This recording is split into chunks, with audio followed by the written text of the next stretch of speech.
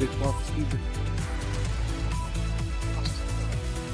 बहुत स्वागत। आप देख रहे हैं कहानी कुर्सी की। मैं हूं सौरभ शर्मा, आपके साथ हमारे मेहमान हर्षवर्धन त्रिपाठी जी, विजय त्रिवेदी जी, प्रोफेसर संगीत रागी जी और समीर चौगांवकर जी। वक्त होता है ये कुछ अंतर्राष्ट्रीय खबरें आपको बताने का, और ट्रंप जब तक हैं तो दुनिया में खबरों की कोई कमी नहीं है। लेकिन ट्रंप ने ऐसा लगता है कि ठान लिया है कि मेरा जो भी दोस्त है, क्या फायदा मेरे राष्ट्रपति बनने का दूसरी बार अगर मैं उसको दूर ना कर दूं अपने से, दोस्त को दुश्मन ना बना लूं, जैसे भारत को किया। चलो भारत तो फिर भी थोड़ा सा दूर का दोस्त था, अरे यूरोप को दुश्मन बना लिया ट्रंप ने। कोई सोच नहीं सकता था इस वक्त डोनाल्ड ट्रंप उस अति पर पहुंच चुके हैं, और इस हर अति का अंजाम बुरा होता है। मैं नहीं कह रहा हूं, दुनिया कहती है। तो ट्रंप क्या उस रास्ते पे चल पड़े हैं। एक एक करके आज आपको हम बताएंगे ट्रंप ने कैसे अपने हर साथी को अपने से दूर कर लिया, और ऐसा करके क्या पाया उन्होंने। क्या ये मानते हैं कि जब तक मैं राष्ट्रपति हूं तभी तक अमेरिका है, इसके बाद अमेरिका क्या नहीं रहेगा, उसके बाद अमेरिका को दुनिया से कोई मतलब नहीं रहेगा। वो अमेरिका को एक अलग थलग करके पूरी दुनिया से सिर्फ अपने बिल्कुल स्वार्थी हितों को साधने के लिए जो कर रहे हैं, अब दुनिया उसका जवाब देने लगी है, जैसे भारत ने दिया था। अब आपको बताता हूं खबर। इन्होंने ग्रीनलैंड पर बहुत कुछ बोला, मुझे ग्रीनलैंड चाहिए, नहीं तो वहां पर रूस आ जाएगा, चीन आ जाएगा, कब्जा कर लेगा, वो मैं होने नहीं दूंगा। ग्रीनलैंड इनसे थोड़ा सा दूर है, और डेनमार्क के अंदर आता है ग्रीनलैंड। लेकिन ट्रंप ने पहले तो यहां तक कहा कि मैं हमला, मतलब मैं कोई, मेरे पास सारे ऑप्शन हैं, मैं सेना भेज के भी ले सकता हूं, नेटो मेंबर तुम हो गए तब भी। और उसके बाद यूरोप ने क्या किया, यूरोप के देशों ने पहले डेनमार्क के साथ और ग्रीनलैंड के लोगों के साथ खड़ा होना शुरू किया, बयान देने शुरू किए। फिर उसके बाद उन्होंने कहा कि हम एक सैन्य अभ्यास करेंगे ग्रीनलैंड में। तो उसके लिए यूके, फ्रांस, जर्मनी, तमाम देशों ने अपनी छोटी छोटी सेनाओं की टुकड़ियां वहां पे भेजी। एक आर्कटिक एंड्योरेंस करके हम एक सैन्य अभ्यास करेंगे उसके नाम पर। यह देखकर ट्रंप ने कल एक पोस्ट किया और कहा कि अच्छा, तुम ग्रीनलैंड में जाकर के अपनी सेनाएं भेज रहे हो, लो मैं तुम सब पे टैरिफ लगाता हूं। यूरोप के देशों पर ग्रीनलैंड को लेकर टैरिफ लगा दिया। Denmark, Britain, Germany, France, Sweden, Norway, Finland, Netherland, सारे देशों पर 10% का टैरिफ जो 1 फरवरी से लागू होगा। सोशल मीडिया पर इसकी घोषणा कर दी ट्रंप ने, और कहा कि मैं यह अभी 1 फरवरी से 10% लगा रहा हूं, और जून में 1 जून से यह हो जाएंगे 25%, और ये तब तक लगे रहेंगे जब तक ग्रीनलैंड अमेरिका को देने की बात जो है पूरी नहीं हो जाती। शुक्र है कि इसमें उन्होंने ये कहा कि I want to purchase Greenland, मैं खरीदना चाहता हूं ग्रीनलैंड। तो ये एक देश का, मतलब वो ऐसे व्यवहार कर रहा है जैसे पूरी दुनिया का वो राजा हो, वो कोई शहंशाह हो। लेकिन इसके बाद अब जवाब मिलने लगा है। पहले तो इनको यूरोप के देशों ने बहुत सहा, इनको अब गलती याद अपनी समझ में आ रही होगी कि जब टैरिफ को लेकर ट्रंप पूरी दुनिया को धमका रहे थे, उस वक्त जैसे भारत ने जवाब दिया इनको, वैसे हमको भी देना चाहिए था। तब ये गए लेट ट्रंप के सामने, और ट्रंप को लगा कि चलो ये तो बिछे हुए मेरे सामने, तो और मारो इनको। तो वो कहानी को यहां तक लिया है। अब इसके बाद जो है एक एक देश का बयान बताने लायक है जो ट्रंप को जवाब दिया जा रहा है। जैसे आपको मैं दिखाता हूं, सबसे पहला बयान कीर स्टारमर का। कीर स्टारमर उत्तर यूके के वो हैं प्रीमियर। इन्होंने कहा कि डेनमार्क, ग्रीनलैंड डेनमार्क का है, और ग्रीनलैंडर्स जो हैं वो अपना फैसला करेंगे, और आर्कटिक सिक्योरिटी का मामला पूरे नेटो का है, और टैरिफ लगा करके आप नेटो एलाइज को धमकाना चाहते हैं, ये पूरी तरीके से गलत है। ये यूके ने बयान दिया। इसके अलावा बयान जो आए हैं उसमें बयान इमैनुअल मैक्रोन फ्रांस के जो है, इन्होंने कहा कि हम यूक्रेन और ग्रीनलैंड दोनों को एक ही नजर से देखते हैं, दोनों पर कोई हमला करेगा तो यूरोप उसके खिलाफ जवाब देगा, हम एक साथ खड़े हैं, यूरोप की भी और ग्रीनलैंड की भी। और नीचे फिर उन्होंने लिखा कि tariff threats are unacceptable and have no place in this context. ये टैरिफ की धमकी देना बिल्कुल बेमानी है। यूरोप एक यूनाइटेड तरीके से जवाब देगा, और हम एक साथ खड़े हैं और यूरोपियन सोवरेनिटी को बचाएंगे, यानी यूरोप की संप्रभुता को हम बचाएंगे। इसके अलावा यूरोपियन यूनियन की जो कमिश्नर हैं उर्सुला वॉन डेर लियन, ये हमारी 26 जनवरी के मेहमान है, यहां आएंगी, इनके साथ हमारा फ्री ट्रेड एग्रीमेंट हो गया, बहुत बड़ी खबर है वो भी। इन्होंने भी यही बात कही कि टैरिफ लगा करके ट्रांस अटलांटिक रिलेशंस को खतरनाक स्तर पर ट्रंप ले गए हैं। इन्होंने कहा tariff would undermine transatlantic relations and risk a dangerous downward spiral. Europe will remain united, coordinated and committed to upholding its sovereignty. ऐसे बयान यूरोप के देश अमेरिका के लिए देंगे, कौन सोच सकता था। लेकिन ट्रंप उस हद तक ले आए। प्रदर्शन हो रहे हैं ग्रीनलैंड में और डेनमार्क में ट्रंप के खिलाफ, उसकी भी तस्वीरें होंगी आपके पास, वो भी जरा एक मिनट आप दिखा दें स्क्रीन पर। वहां जो जबरदस्त प्रोटेस्ट चल रहा है, अमेरिका की धमकी हम नहीं चाहेंगे। अब सर ये ट्रंप चाहते क्या हैं, ये हैं वो तस्वीरें।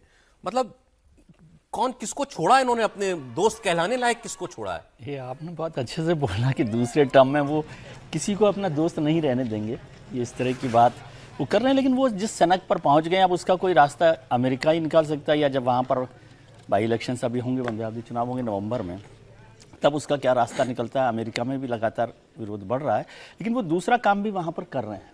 हमको यहाँ लग रहा है कि क्या अमेरिका में वो नाराज़ हो रहे हैं। मेरी अमेरिका में मित्रों से बात होती रहती है, उन्होंने कहा कि बहुत काम उन्होंने किया कि वो एक नेशनलिस्टिक पावर यूएस में चला रहे हैं और वो बहुत पॉपुलर होते जा रहे हैं। हमें यहाँ बैठ के लग रहा है कि वो अनपॉपुलर हो रहे हैं। अपने देश में पॉपुलर मान लेता हूँ, हो रहे हैं। पहले बीच में गड़बड़ हो रही थी। अब ये अमेरिका कितना अनपॉपुलर हो रहा है? अमेरिका हो रहा है, लेकिन जब आप अपने देश में एक नेशनलिस्टिक फर्वर के साथ चल रहे हो तो ठीक है। वहाँ पर अभी लड़ने की हिम्मत तो किसी की है नहीं अमेरिका से। नेटो के भी जो देश आ रहे हैं वो अपनी बात कहने के लिए खड़े हुए हैं, कोई लड़ाई लड़ने के लिए तैयार तो नहीं हुए ना। अब ग्रीनलैंड की हिस्ट्री में पढ़ रहा था कल, तो ग्रीनलैंड अमेरिका के लिए हमेशा ही वो रहा है कि उसको चाहिए ही चाहिए। पहला बार नहीं हो रहा, मतलब 1860s में 67-68 में भी उन्होंने उसको लेने की कोशिश की और कहा कि ये हमें चाहिए। फिर 1900 में कहा, फिर 1946 में करीबन 100 या कुछ बिलियन डॉलर का गोल्ड देकर ट्रूमैन उस समय वहाँ पर वो थे राष्ट्रपति जी, तो उन्होंने 100 बिलियन डॉलर सोना देकर ग्रीनलैंड को लेने की बात की थी। सर और जर्मनी कोई बिकना चाहेगा तो खरीदोगे? हाँ, नहीं, जर्मनी उस समय उस पर वो कब्जा करने वाला था, तो उसको बचाया भी था उन्होंने। तो ग्रीनलैंड हमेशा से ही अमेरिका की नज़र में रहा है। और अब क्या हो रहा है कि जैसे वेनेजुएला में जितना आसानी से कब्जा हो गया ना, तो अब ट्रम्प साहब को लग रहा है कि अब सब कुछ हम लोग कर सकते हैं। वैसे अभी तो उन्होंने, और जब उनको लगता है कि नहीं हो रहा, जैसे ईरान में हुआ कि नहीं हो पाया, तो वो पीछे आ गए। तो यहाँ पर भी यदि सब लोग खड़े हो गए तो इन्होंने ग्रीनलैंड में एक नई बात जोड़ दी। ग्रीनलैंड में इन्होंने कहा कि मैं जो वो आयरन डोम बना रहा हूँ ना, एक जैसे हम सुदर्शन चक्र, एक एयर डिफेंस सिस्टम भारत के इर्द गिर्द बनाने वाले हैं, गोल्डन डोम, तो ये गोल्डन डोम बनाने वाले हैं इन्होंने कहा, जिससे पूरे अमेरिका में एक एयर डिफेंस मिसाइल का एक सिस्टम बनाया जाएगा। तो उन्होंने कहा कि वो उसकी मिसाइलें चलाने के लिए कुछ दूरी, कुछ एंगल चाहिए होते हैं, और इसीलिए मुझे ग्रीनलैंड चाहिए कि मैं वहां उस गोल्डन डोम की मिसाइल एयर डिफेंस सिस्टम वहां पर लगाऊंगा। ये उन्होंने नई बात बोली है। लेकिन सवाल मेरा ये है कि क्या ये एक साल में इस आदमी ने अमेरिका का वो नुकसान कर दिया जो अमेरिका का बड़े से बड़ा दुश्मन नहीं कर सकता था? पूरी दुनिया, अभी यूरोप, भाई यूरोप तो सगा था ना इनका। कोई कल्पना नहीं कर सकता कि भाई ट्रंप ब्रिटेन पे, फ्रांस पे, जर्मनी पे, फिनलैंड पे, नॉर्वे जैसे देशों के ऊपर 10% टैरिफ लगा देंगे, जिनके साथ मतलब बहुत याराना था अमेरिका का। और ट्रंप जिस स्टेज पर चले गए कि उन्होंने मतलब यूरोपियन यूनियन को खारिज कर दिया, यूरोप के अपने करीबी जो देश है, जो करीबी सहयोगी है, उनको खारिज कर दिया। उन छोटे छोटे देश के ऊपर आप टैरिफ लगा रहे हो। लेकिन ये बड़ी बात है कि यूरोपियन यूनियन ने झुकने से मना कर दिया। नॉर्वे ने भी कहा, फिनलैंड ने कहा, छोटे देशों ने कहा कि भाई ट्रंप की दादागिरी, अमेरिका की दादागिरी हमें मंजूर नहीं होगी और हम सब मिलकर इसका विरोध करेंगे। अब अमेरिका इस मामले में पूरा अकेला पड़ रहा है। मुझे लग रहा है कि सिर्फ अमेरिका में नहीं, अपनी पार्टी रिपब्लिकन पार्टी में भी ट्रंप बहुत अलोकप्रिय होते जा रहे हैं। कई सांसदों ने इसका विरोध किया ट्रंप के एपिसोड का, क्योंकि अभी फिनलैंड और ग्रीनलैंड और डेनमार्क के लोग मिलने गए थे अभी ट्रंप के साथ व्हाइट हाउस में। ट्रंप ने बहुत स्पष्ट बोल दिया, उनसे बातचीत ढंग से नहीं की, स्पष्ट बोला कि मैं तो लेने वाला हूं, ये आपको तय करना है कि किन टर्म्स पे आपको देना है। उनका रक्षा मंत्री और कई लोग व्हाइट हाउस स्पष्ट बोल दिया कि भाई हम तो लेने वाले हैं ग्रीनलैंड, किस ट्रम्प पर आप देंगे, जो हमने आपका प्रपोजल दिया उसमें से आप सिलेक्ट कर लीजिए। सर, ये तो इस तरह की जो दादागिरी ट्रंप कर रहे हैं, मुझे लग रहा है अब दुनिया भी देख रही है, और दुनिया में अब अकेला ट्रंप के कारण अमेरिका दुनिया में अकेला पड़ने जा रहा है। देखिए सर, इसका दूसरा सबसे बड़ा प्रमाण मैं आपको देता हूं, हमने उसकी थोड़ी बहुत चर्चा की थी, आज थोड़ी ज्यादा करेंगे। ये तो है यूरोप की बात, भाई ये अमेरिका, ये यूरोप, बीच में अटलांटिक सागर, लेकिन ये अमेरिका और ये कनाडा, चिपका हुआ कनाडा। और कनाडा का हमने आपको बताया था कि कोई भारत से सानी अगर हम बताएं तो भारत, भूटान, भारत, नेपाल हम कह सकते हैं, ऐसा कनाडा। कनाडा के प्रधानमंत्री ने अभी चीन का दौरा किया, वहां जाके कहा कि हम स्ट्रेटेजिक पार्टनरशिप भी कर सकते हैं, न्यू वर्ल्ड ऑर्डर बना सकते हैं, तो खलबली मच गई। फिर जब वो अपने देश वापस लौटे तो उनसे सवाल जवाब हुए माइक कार्नी से, साहब आपने ऐसी बातें वहां जाकर की क्यों कही? 70% एक्सपोर्ट पूरे कनाडा का सिर्फ अमेरिका को जाता है। वहां चीन में जाके उन्होंने ये कहा कि हम इसको बदलना चाहते हैं और हम कम से कम 50% ट्रेड जो है नॉन यूएस ट्रेड का टारगेट रख रहे हैं अगले 10 साल में, कि हमारा आधा ट्रेड नॉन यूएस हो। इसके बाद जब माइक कार्नी लौटे तो उन्होंने एक बड़ी गजब बात कह दी, वो मैं आपको सुनाने जा रहा हूं। उन्होंने कहा देखिए अमेरिका से हमारे रिश्ते बहुआयामी हैं, रक्षा के क्षेत्र में है, कोऑपरेशन है, सब कुछ बहुत बड़ा, उसके कई सारे आयाम हैं। लेकिन आज हम चीन के साथ जहां पहुंच गए हैं रिश्ते में, चीन के साथ हमारा रिश्ता ज्यादा प्रेडिक्टेबल है। बिल्कुल, बहुत बड़ी बात सोचिए, जुम्मा जो 2 दिन की दोस्ती, वो कह रहे हैं कनाडा का प्रधानमंत्री कि इनके साथ बात करना ज्यादा भरोसेमंद है, ये प्रेडिक्टेबल है। चाइना प्रेडिक्टेबल है अमेरिका से ज्यादा। सुनिए। Relationship, this is no insight, is much more multifaceted, much deeper, much broader than it is with China. But yes, in terms of the way that our relationship has progressed in recent months with China, it is more predictable. जय हो Trump की। नहीं, मुझे चीन ज्यादा भरोसेमंद हो गया। देखिए एक लार्जर पर्सपेक्टिव को जरा देखिए।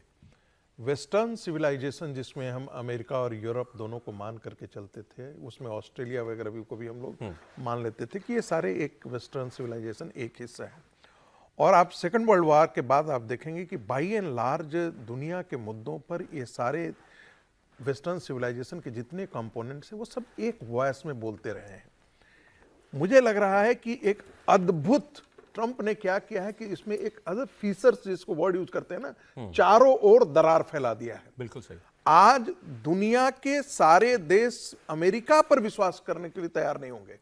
जब तक ट्रंप की सत्ता रहती है, कोई भी यूरोप का देश इनके साथ डील करने से पहले 10 बार सोचेगा। ट्रंप का अगला स्टैंड क्या होगा कोई भरोसा नहीं है। उनके किस लीडर को इन्होंने छोड़ा, अमेरिका का सबको बेइज्जत अमेरिका को अलग थलग कर दिया पूरी दुनिया में। पूरी। त्रिपाठी जी एक कमेंट इसका, फिर ईरान की बात बताता हूँ। नहीं, मुझे लगता है कि अमेरिका बहुत ताकतवर है अभी, और उसको ऐसी हरकतें करनी ही चाहिए। जिसके पास ताकत होगी वही तो करेगा ना। तो बावला हो जाएगा ताकत। थोड़ा और आगे इनको जाना चाहिए। मतलब यहाँ अगर रुक गए तो बहुत गड़बड़ हो जाएगा, तब ये सारा कुछ खराब हो जाएगा। होना इतना चाहिए कि सचमुच जो है अमेरिका अपनी ताकत दिखाए, ग्रीनलैंड पर कब्जा कर ले। और अब तो लोग मजाक कर रहे हैं ना कि ट्रंप को किसी दिन सो के उठे और मन पसंदीदा सामान नहीं मिला तो जो उनका सहयोगी होगा उसके ऊपर वो 10% टैरिफ लगाएंगे। किसी दिन कोई अच्छी गाड़ी नहीं मिली तो उसके ऊपर 10% टैरिफ लगाएंगे। किसी दिन वो गए, कोई सांसद उनको कम सम्मान दिया तो कहे कि इसके ऊपर 10% टैरिफ, इसका जो कांग्रेसनल इसकी जो सैलरी आती है उस पर। ट्रंप बावले हो चुके हैं, और जो बौरा जाए, जो पागल हो जाए, उसको रोका नहीं जाता है। उसको इतना आगे जाने देना चाहिए कि उसकी अपनी ताकत खत्म हो और किसी दिन सही भेंट हो जाए। दुनिया सही भेंट की प्रतीक्षा कर रही है। हमें लगता है ट्रंप के हर एक्शन को उसी तरह से देखना चाहिए। अब आगे देखिए साहब, मैंने आपको बहुत अच्छे से प्रोफेसर साहब ने बता दिया। यूरोप, उसके सारे देश, उसमें ऑस्ट्रेलिया को, पश्चिमी सभ्यता के सारे देश चिढ़े हुए हैं इस वक्त, नाराज हैं, चिढ़े हुए हैं ट्रंप से। लेकिन इजराइल चिढ़ जाएगा ट्रंप से? कल्पना कीजिए जरा इस बात को आप। नहीं चिढ़, इजराइल चिढ़ गया भाई, चिढ़ गया सर। मैं अभी दिखा रहा हूं आपको ईरान के मामले में क्या किया ट्रंप ने, कि इन्होंने गाजा में ऐलान किया कि अब सेकंड फेज हमारा पीस डील का शुरू होने जा रहा है, इसमें हमास का निरस्तीकरण करेंगे हम। और उन्होंने एक बोर्ड ऑफ पीस बनाया, उसमें हमारे बंगा साहब भी हैं, वो वाले अजय बंगा, वो भी हैं उसके अंदर। एक एग्जीक्यूटिव बोर्ड बनाया उसका। तो जो गाजा का एग्जीक्यूटिव बोर्ड बनाया, इस पर नेतन्याहू के प्राइम मिनिस्टर ऑफिस इजराइल लिखा, वो लिखा दीजिए, दोबारा दिखा दीजिए। वो ऑफिशियल अकाउंट से, नेतन्याहू के दफ्तर के प्राइम मिनिस्टर ऑफ इजराइल के ऑफिशियल अकाउंट से ये पोस्ट किया गया है कि ये जो एग्जीक्यूटिव बोर्ड बनाया गया है गाजा को लेकर के, ये हमसे बिना पूछे बनाया गया है और ये हमारी पॉलिसी के खिलाफ है। अब ट्रंप की ऐलान पर नेतन्याहू ऑफिशियल पोस्ट करके कह रहे हैं कि हमसे बिना पूछे फैसले किए जा रहे हैं गाजा को लेकर के। और उसमें उनकी सबसे बड़ी जो चिढ़ है वो इस बात पे है कि इस एग्जीक्यूटिव बोर्ड में या बोर्ड ऑफ पीस में जो भी वो बना रहे हैं, इसमें उन्होंने तुर्की को और कतर को शामिल कर लिया। ये सबसे बड़ी रेड लाइन थी नेतन्याहू की, कतर और तुर्की मुझे नहीं चाहिए गाजा में। उन्होंने उन दोनों को भी शामिल कर लिया क्योंकि ट्रंप उनको फायदा पहुंचाते हैं। अब दूसरी बड़ी बात जो असल खबर है बीच की निकली, अब यहां से मैं ईरान पर आपको लेके आ रहा हूं।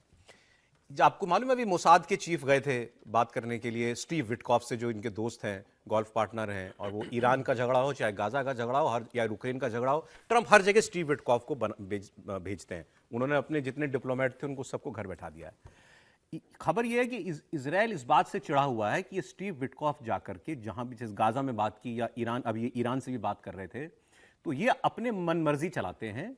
और इन्हीं की वजह से ना हम गाजा का ऑपरेशन पूरा कर पाए, और अब ईरान पर जब हमला करने का वक्त आया तो इन्होंने ही समझाया दिया ट्रंप को कि भाई ये बात ठीक नहीं है, डिप्लोमेसी से बात काम कीजिए। तो उनकी असल चिढ़ ये है कि स्टीव विटकॉफ का एक बहुत बड़ा इंफ्लुएंस ट्रंप के ऊपर हो गया है, और विदेश नीति अमेरिका की स्टीव विटकॉफ चला रहा है, और हम सबसे बड़े एलाई अमेरिका के, और हमारे हित जो हैं हमसे बिना पूछे उस पर फैसले किए जा रहे हैं। सर यूरोप भी नाराज और इजराइल भी चिढ़ नहीं, गया। यूरोप नाराज है, लेकिन कुल मिला के जिस तरह की ताकत यूरोप के बहुत सारे देश अलग अलग तौर पर भी नाराज हो गए उनसे इस तरह, और यूके जर्मनी को नाराज होना बड़ी बात है। केवल आप यूरोप को, फ्रांस भी है उसमें, तो ये तीनों देश बहुत बड़े देश हैं एक तरह से, और उनकी नाराजगी भी एक बड़ी वजह होती है। लेकिन अमेरिका की ताकत के आगे क्या आप देख रहे हैं इतने समय में कि कोई उस तरह से खड़ा हुआ है, लड़ने के लिए तैयार हुआ कि आप ये फर्स्ट स्टेप मैं इसको मान रहा हूं कि इस तरह से नाराजगी जाहिर भी करने लगे। और इजराइल की जो खुलकर, और इजराइल की नाराजगी तो और ज्यादा चौंकाने वाली होगी आपको, फ्रांस और जर्मनी मुझे से ज्यादा इसी पर ज्यादा आश्चर्य हो रहा है कि वो है। लेकिन पहले भी यदि आपको ध्यान हो, नेतन्याहू ने कहा था कि पाकिस्तान का आर्मी का जो है वो बंदा वो उसमें चीफ नहीं बनेगा, उनकी जो फौज बनाई जा रही है, तो वो अपने, देखिए सब देश जो हैं अपने इंटरेस्ट तो पहले वो करते हैं ना सर, इनके तो सबके इंटरेस्ट जुड़े हुए थे ना, लेकिन हमेशा से नहीं जुड़े हुए थे, लेकिन आप उन्हीं पर हमला करेंगे तो जुड़ेगा कैसे? तो अब जो ये है ट्रंप साहब, वो तो सभी को तोड़ने में लगे हुए हैं, सभी पर नाराज हो रहे हैं, सभी पर टैरिफ लगा रहे हैं उससे। और ये बड़ा स्टेप है, ये ट्रंप के जो फॉरेन पॉलिसी जो लोग देख रहे हैं उनको देखना चाहिए कि उनके ही लोग अब बोलने तो लगे उनके खिलाफ खड़े होकर। अब मैं आपको सुनाता हूं, स्टीव विटकॉफ का मैंने नाम लिया, यही है वो जो आपको स्क्रीन पर दिख रहे हैं ना, जो ट्रंप के सबसे बड़े राजदूत बने हुए हैं आजकल। ये एक प्रोग्राम में ईरान पर बात कर रहे थे, उनसे सवाल हुआ कि क्या होगा ईरान का, आप हमला करेंगे कि नहीं करेंगे, क्योंकि इनके पास पक्की खबर है, क्योंकि ये ईरान से सीधे बात कर रहे थे, सीधे बात कर रहे थे। जो आदमी ईरान से सीधे बात करता है और ट्रंप से सीधे बात करता है, खबर तो उसी के पास होगी। तो इनका बयान सुनने लायक है कि अमेरिका ईरान पर अब क्या करेगा, सुनिए। Well, I hope there's a diplomatic resolution. I really do. There are 4 issues: nuclear enrichment, missiles. They have to cut back on their inventory. The actual material that they have, which is roughly 2,000 kilograms, which is enriched anywhere between 3.67% and 60, and the proxies, of course. If they want to come back to the League of Nations, if we can solve those 4 problems diplomatically, then that would be a great resolution. And I think the alternative is a bad one. They're incredibly courageous. अब वो कह रहे हैं कि हम diplomacy से काम लेना चाहते हैं, लेकिन दूसरा ऑप्शन भी है और वो बड़ा खतरनाक है। तो यहां भी गोल-मोल बात कर गए। खामेनेई साहब जो है, आयतुल्ला खामेनेई, वो भी कल बात कर रहे थे अपने देश से। उन्होंने कोई गोल-मोल बात नहीं की, सीधे कहा कि मेरे देश के अंदर जो हुआ, उन्होंने सेडिशन शब्द इस्तेमाल किया, मतलब उनकी ट्रांसलेशन में शब्द है सेडिशन, राजद्रोह, कि ये जो बगावत की गई, राजद्रोह किया गया, इसके पीछे सीधे सीधे अमेरिका का राष्ट्रपति, उन्होंने तो नाम लेके कहा कि अमेरिका का राष्ट्रपति है। उन्होंने कहा कि इससे पहले तो अमेरिका जो है दाएं बाएं तरीके से अपने एजेंटों के जरिए हमारे देश में कुछ ना कुछ करता था, इस बार तो खुलकर अमेरिका के राष्ट्रपति ने किया है।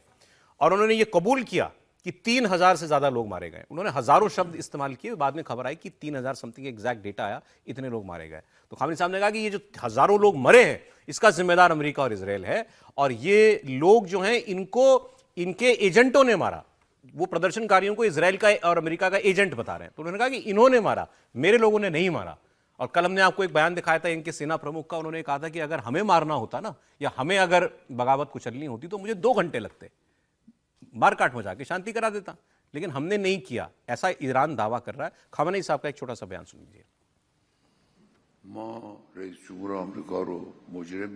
हम अमेरिकी राष्ट्रपति को अपराधी मानते हैं, क्योंकि जान माल का नुकसान हुआ है और ईरानी जनता पर आरोप लगाए गए हैं।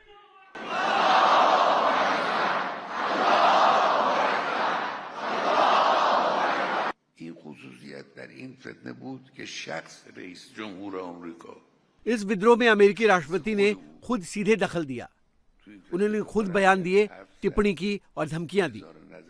उन्होंने अब साहब ये बयान आपने सुना, और इसके बीच में खबर, जो असल खबर है वो ये कि ईरान में जो विद्रोह भड़का था और उसको ट्रंप ने और भड़काया था, ऐसा लग रहा है कि वो कुचल दिया गया है।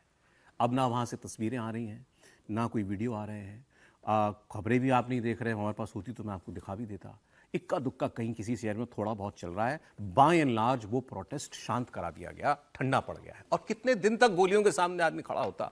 और इसमें सबसे बड़ा धोखा दिया है ट्रंप ने, क्योंकि ट्रंप ने आश्वासन दिया था कि हम कुछ करने वाले हैं, और उस पर किया उन्होंने कुछ नहीं। तो अब ये जो 3,000 4,000 जितने भी लोग मारे गए, इनकी मौत का जिम्मेदार कौन है, ये सवाल तो पूछा जाएगा ना। और ईरान क्या चुप बैठ गया? ईरान तो अभी खुली धमकी दे रहा है। अब मैं आप सर इस पर कमेंट लूँ आपसे, उससे पहले एक अमेरिकी एक्सपर्ट जो ईरान को बहुत अच्छे से जानते हैं, उन्होंने बताया कि ईरान 3 काम करेगा अगर जंग हो गई। इसको जरा सुनिएगा गौर से, ईरान क्या 3 काम करेगा। Iran would do 3 different things. One is it would launch ballistic missiles, cruise missiles, and drones at Israel.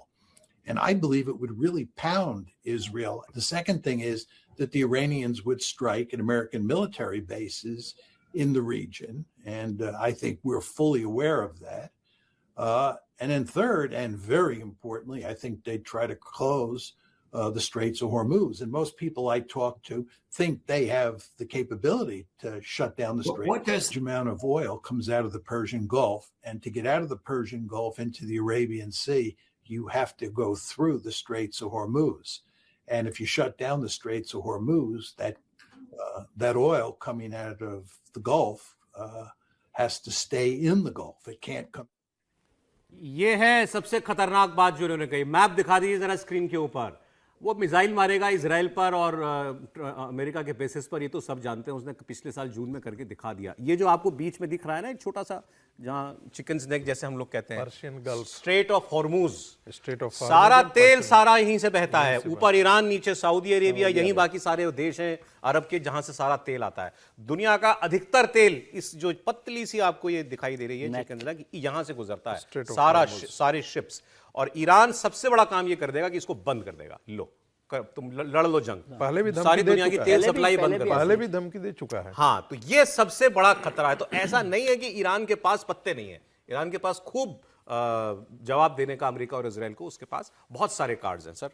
बिल्कुल, और ईरान की ताकत को तो आप समझ ही रहे ना, जो हम पहले भी बात कर रहे थे कि ईरान को वेनेजुएला समझने की गलती नहीं की जा सकती। और ट्रंप साहब को लग रहा था, ये बात आपने बिल्कुल ठीक की कि उन्होंने एक तरह से बैकआउट कर लिया प्रदर्शनकारियों, और यदि वो मारे गए, किसी ने भी मारे, तो उसका दोषी तो ट्रंप को मानना चाहिए, मानना चाहिए। हाँ, मतलब वो चाहे ईरान की सेना ने मारे हो, खामनेई के लोगों ने, या किसी और, या आपके देश में फिर प्रोटेस्ट हुआ है अयतुल्ला जी के सम्मान में, तो एक बार फिर नई तस्वीरें कश्मीर से उसको लेकर लगातार ये बात हो रही है। और ईरान को कमजोर समझना, दुनिया भर में भी लोग समझते हैं कि किस तरह से, और फिर सर कमजोर समझ रहे होते तो अब तक तो ट्रंप और इजराइल चढ़ गए होते नहीं, लेकिन वो क्यों फंसे थे इसमें? उनको लग रहा था कि खामनेई को हटाकर वो यहाँ पर सत्ता में परिवर्तन कर सकते हैं, वो नहीं हो पा रहा, वो मुश्किल काम है।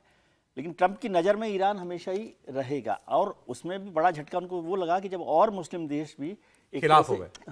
भाई एक बार जरा तस्वीर सुना दीजिए, इसकी आवाज, फिर हम लोग ब्रेक पर चलते हैं। सर इस पर बात तो हमने कल कर ही ली थी, ये भी कश्मीर की तस्वीर है। एक ही लाइन बोलूंगा, ज्यादा नहीं बोल दीजिए।